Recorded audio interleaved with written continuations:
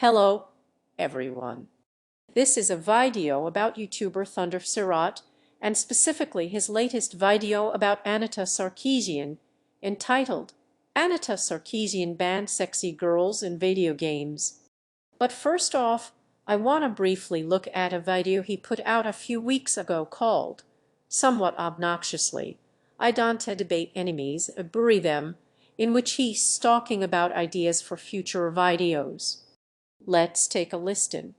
Turns out, Anita Sarkeesian's, again going with the trope versus woman in video games.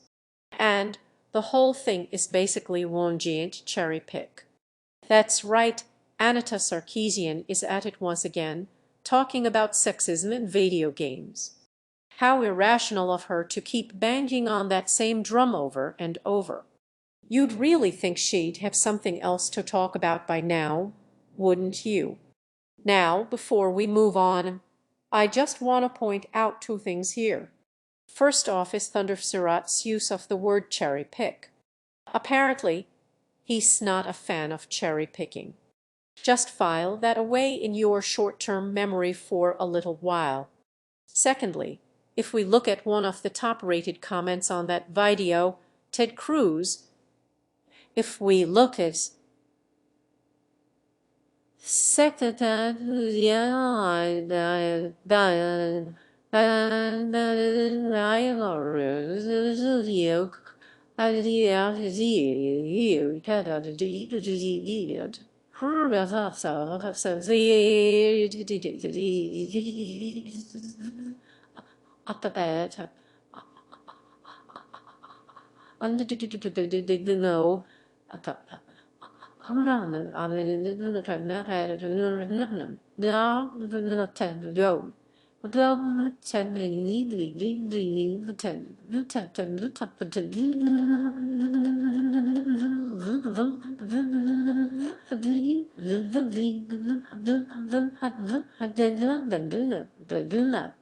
Ted Cruz, says, I don't care what you do, as long as it's not Anita. I'm fucking tired of her stick to science. 227 likes. You see, Thunderf00t's got something of a thing for Anita, and he doesn't seem to be able to shut up about her at all. Ever. And sure enough, against the emphatic objections of his audience, he decided to make another video about Anita, and we gonna talk about it. So first things first, it can be a little hard to follow Thunderf00t's point at times. His video appears to be about 75 constructed out of older videos he's made about Anita Sarkeesian, and as a result, he can tend to wander a little bit or a lot away from the point, and he doesn't really stick to a clear argumentative thread. So, I've had to do a lot of untangling of his arguments over the course of making this video, and so, to avoid accusations of hypocrisy here, I'd recommend you go and watch his video. I'll put a link in the description.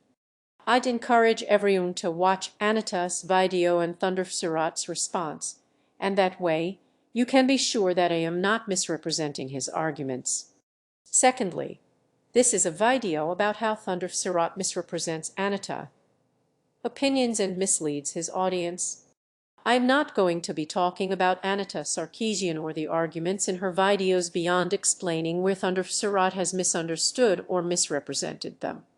I agree with some of Anita's points, and I disagree with others, but this video isn't about her, so I'm not going to be going into any of that right now.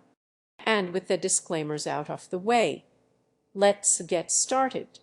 So, Thunderf00t opens this video with Anita talking about Overwatch, and let's take a look. The 5 female characters introduced consisted of the Slender Adventure Tracer, the Slender Healer Mercy, the Slender Support character Symmetra, the Slender Sniper Widowmaker, and the slender but well-armored Security Chief Pharah. Overwatch was hardly alone in having all of its female characters share a similar physique. Well, I ain't that the truth, because in 20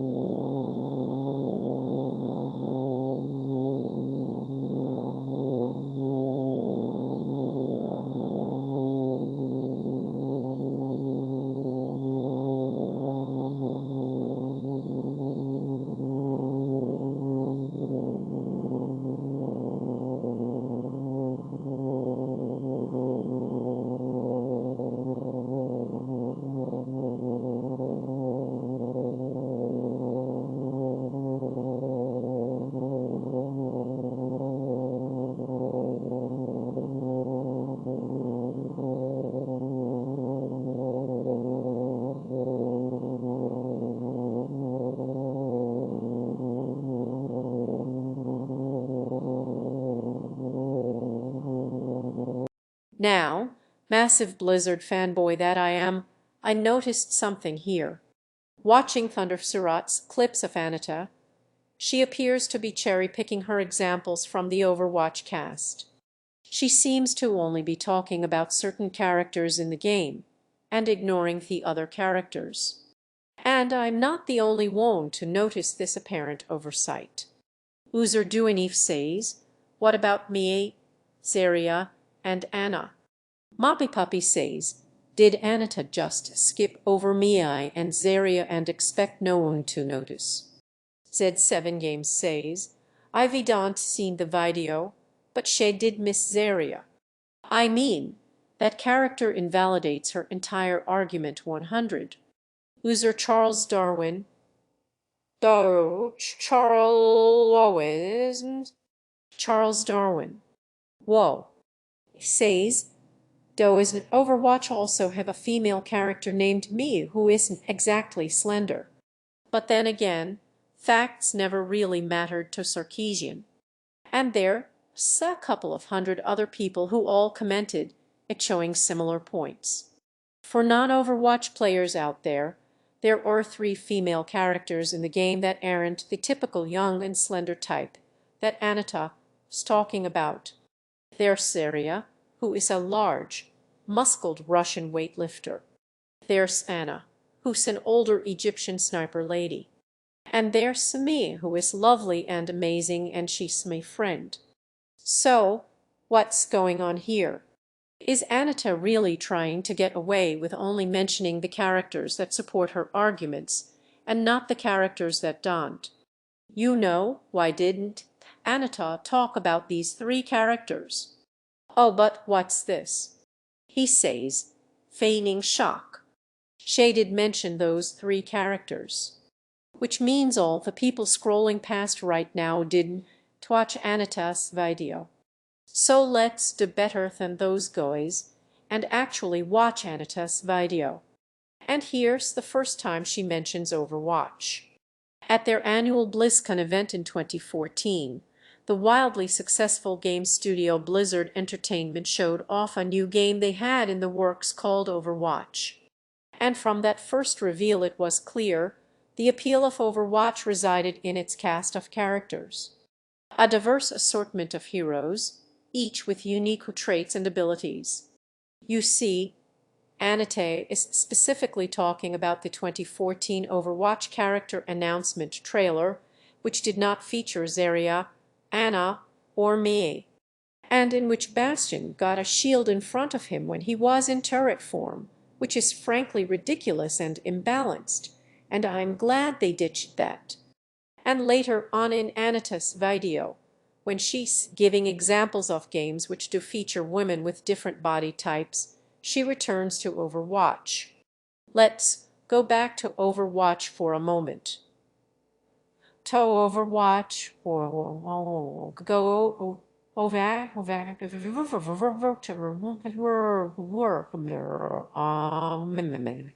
Since that initial reveal, a few female heroes have been added to the roster. There's Samia and Zarya, both of whom have body types that are notably different from those of the originally announced female characters. Anna reporting for duty. And more recently, Blizzard announced the game's next hero, Anna, who's both an older woman and a woman of color. And she goes on to call these character designs welcome and encouraging. To call the character Kazana, sure, she had do. Of course, Thunderf00t neglected to show any of that in his video. He edited out Anita's introduction of the trailer and neglected to mention it. And he did to show her talking positively about the other characters in the game. And he therefore left his fans with an incorrect impression of Anita's arguments. He actually cherry-picked in such a manner that led his fans to believe Anita was the one cherry-picking, which is a neat trick, so well done in that regard. After Overwatch, Anita moves on to talk about the character rosters of some other games. And there's some particularly shameless example of Thunderf00t taking what Anita says out of context here. Let's first watch Anita's clip, and then we'll see what Thunderf00t does to it. Similarly, when we look at the champions on offer in the hugely popular mobile League of Legends, we see the designers employing a wonderful range of body shapes and proportions across dozens of male characters.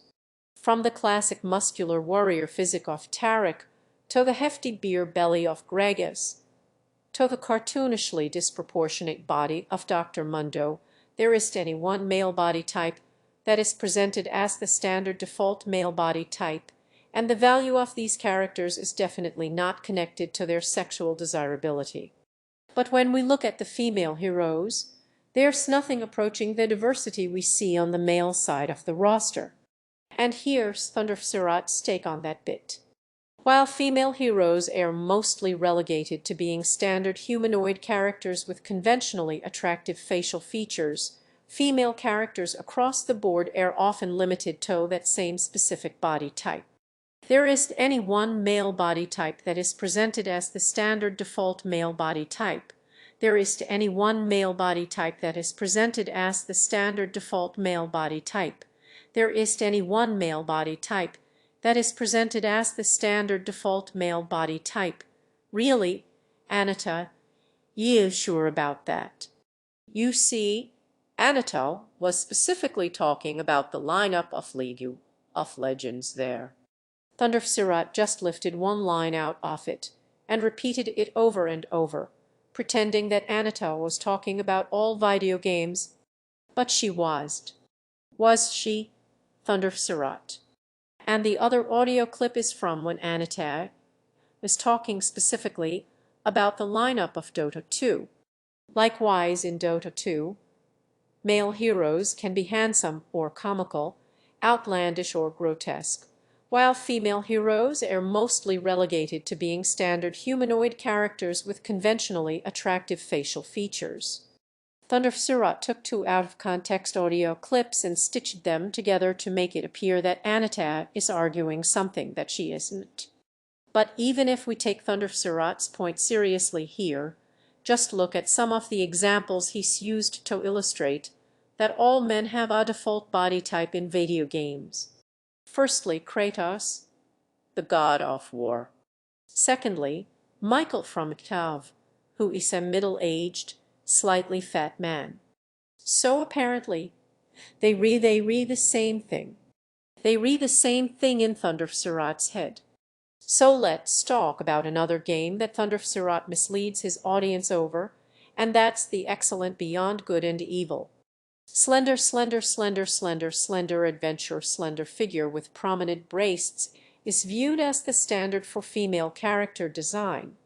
But oddly, that standard for female character design didn't stop feminist frequency from recommending Jade from Beyond Good and Evil as a positive feminist character.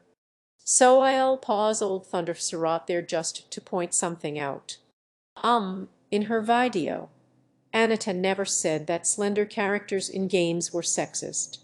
She never even said that having slender characters in games was harmful.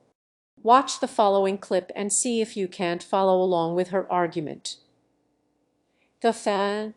See if you will follow you going low. I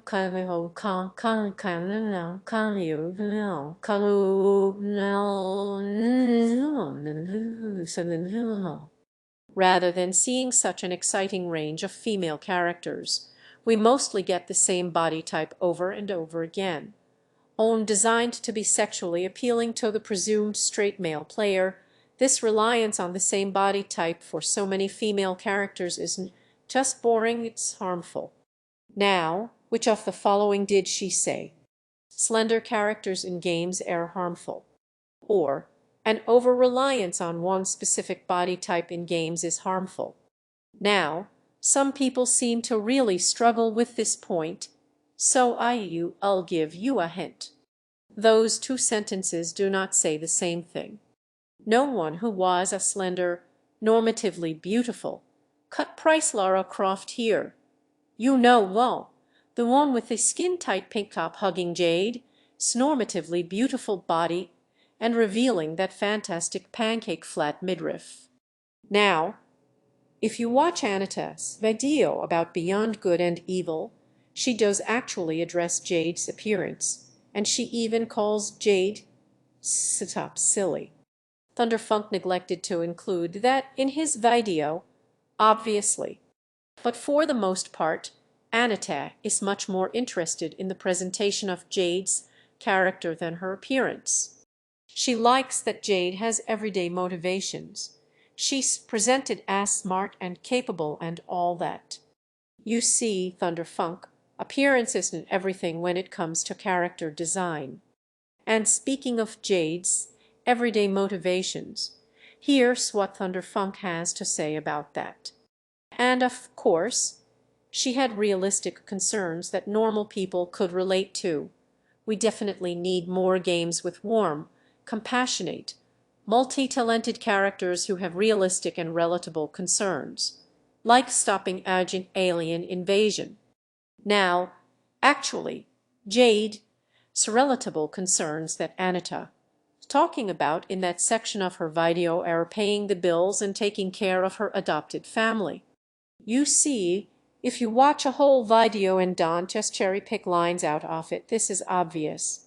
Games often give heroes who are either fantastically wealthy, like the Bruce Waynes and Lara Crofts of the world, or who at least don't have practical everyday concerns about money. But money's not just an abstract concept for Jade. She's a working-class character with real financial struggles. This is established at the very beginning of the game when we learn that the orphanage electricity has been shut off and Uncle Page, Hovercraft, said,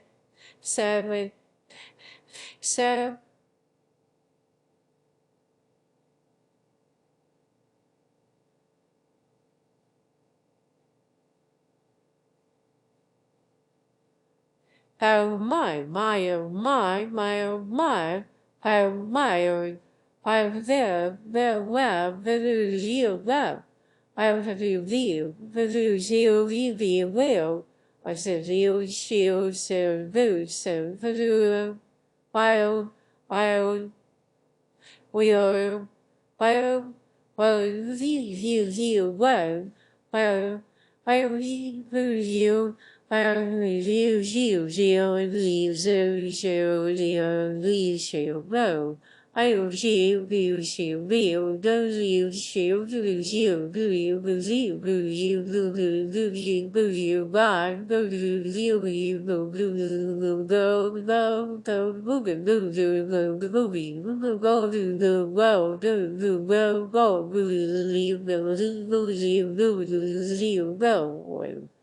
and Thunderfunk has a bit more to say about Beyond Good and Evil.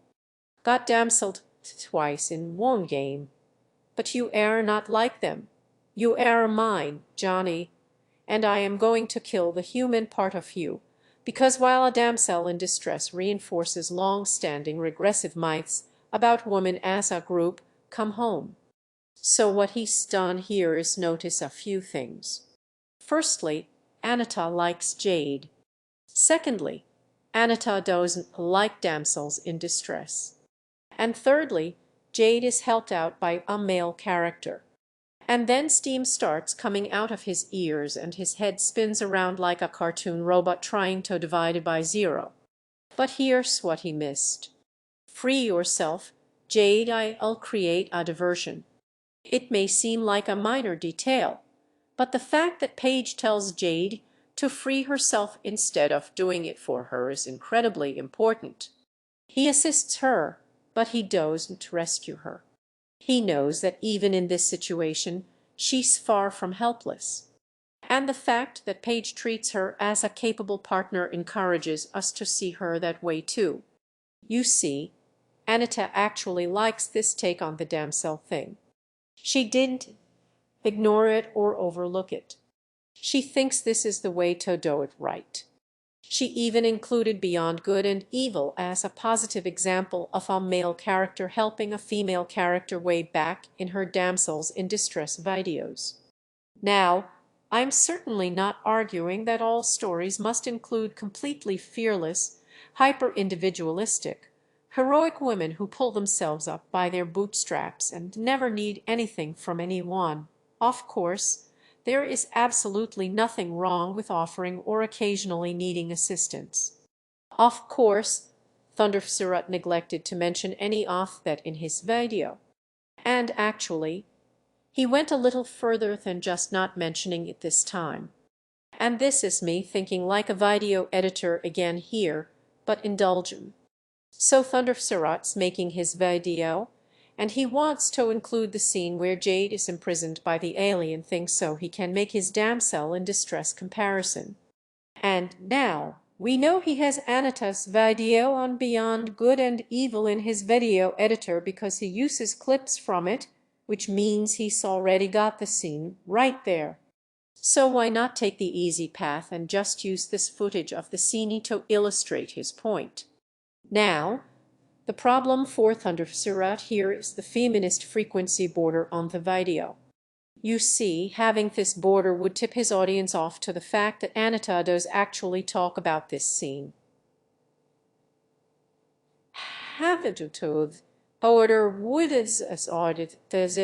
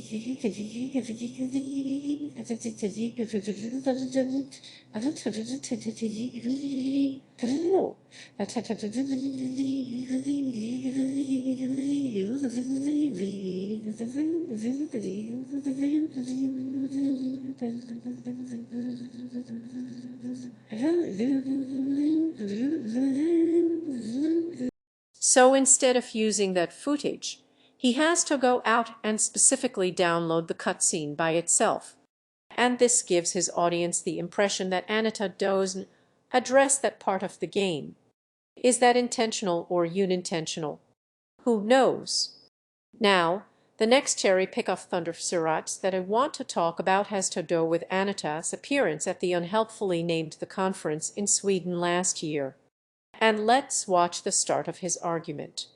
So first things first, all of the games that Anita has ever found problematic have an adult rating. All of them. Well, that's what he said.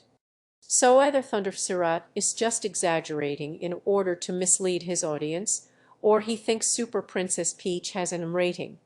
You see, Anita talks about problematic things in all kinds of games, not just ones with a mature rating.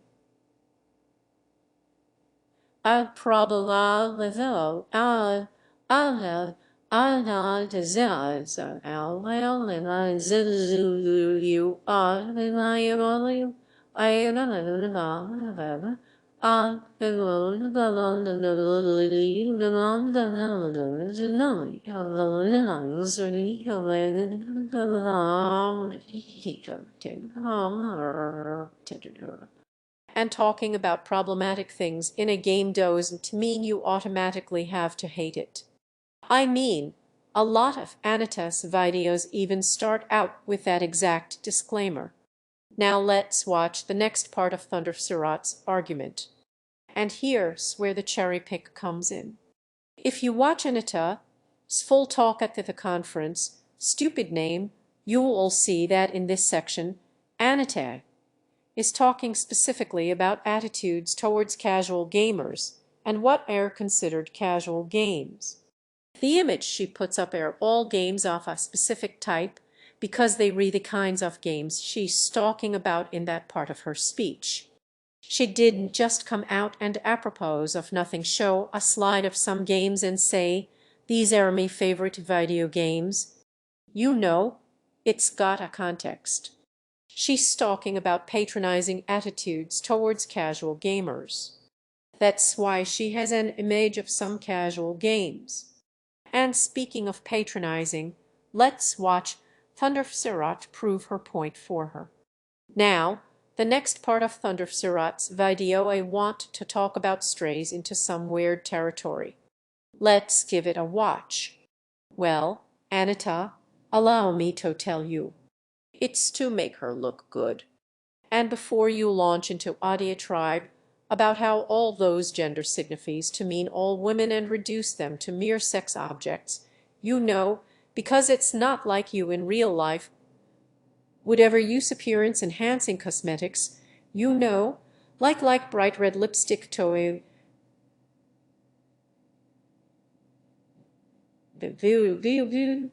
by arousal, or a makeup to draw people's attention to your sway for the evil view. Minute you.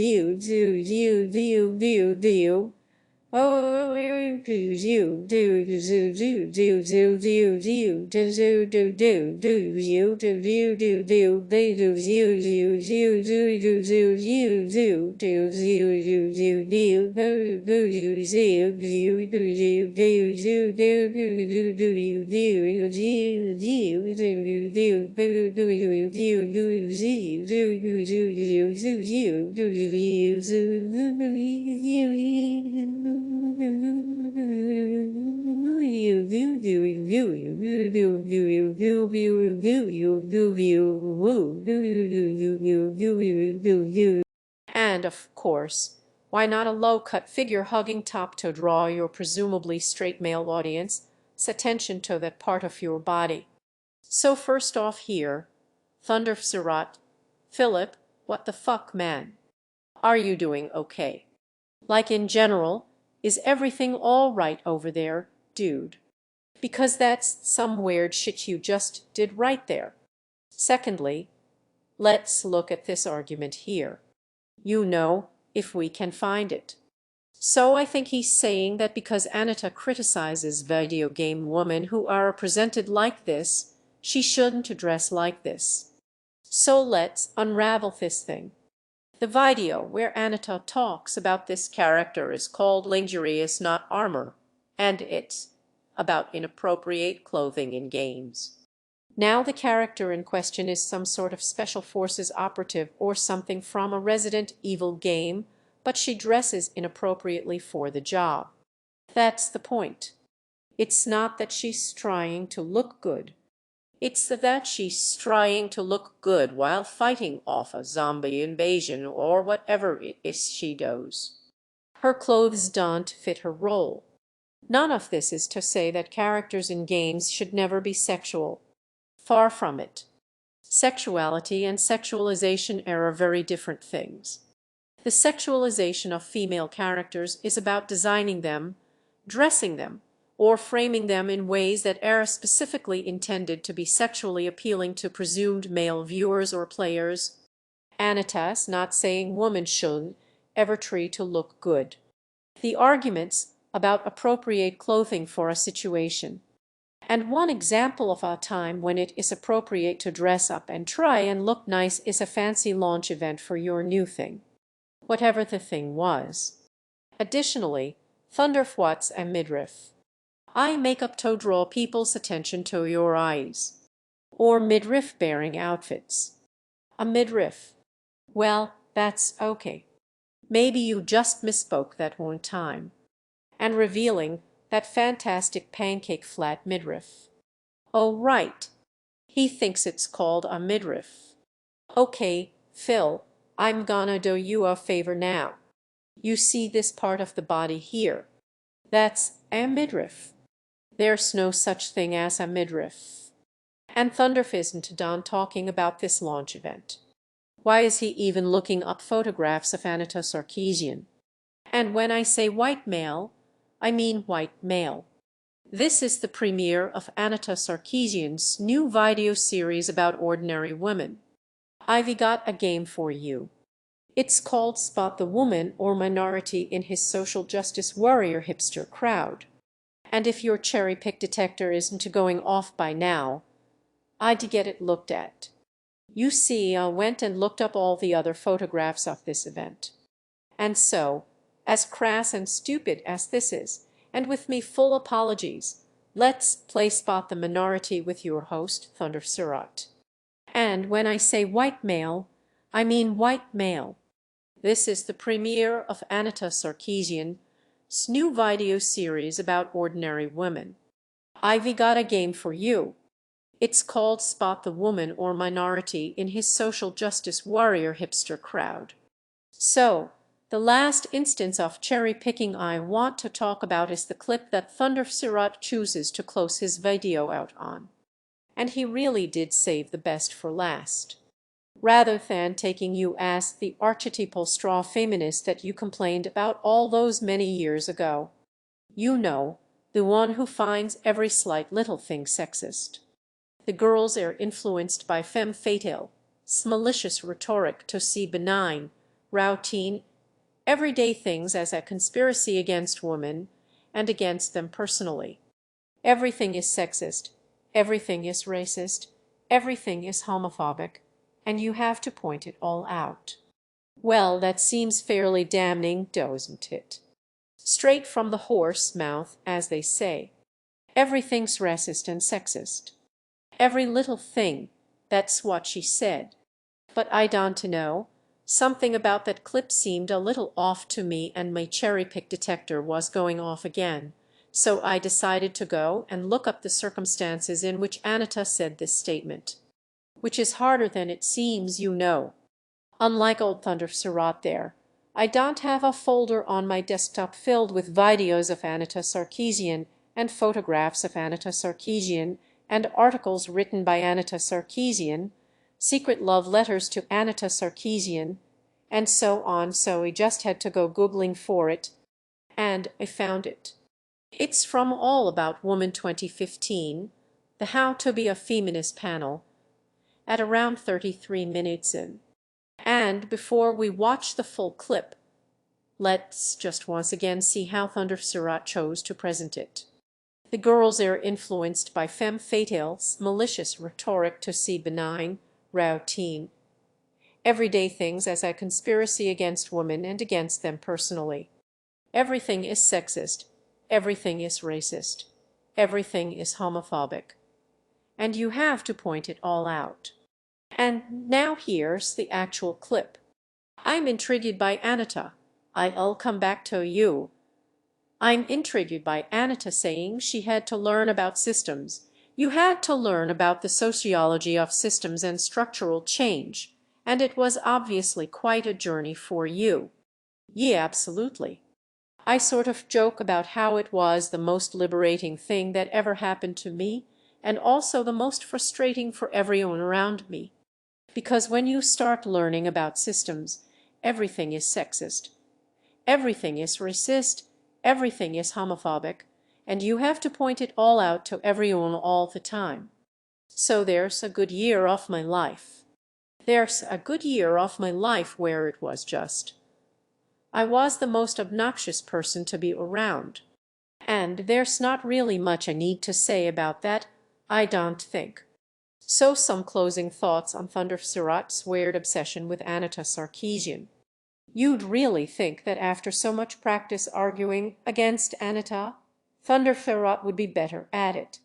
If Anita's arguments were so easily refuted, Thunderf00t wouldn't have to resort to twisting her words, showing out-of-context clips, only showing half of her arguments and not the conclusion, cherry-picking photographs and making weird comparisons to Anita. Own appearance. Thunderf00t, stop embarrassing yourself, man. Give it up. Your fans don't even want to watch this. Stick to whatever else it is you do. I don't know what you do. Dicking about with thermal cameras or something.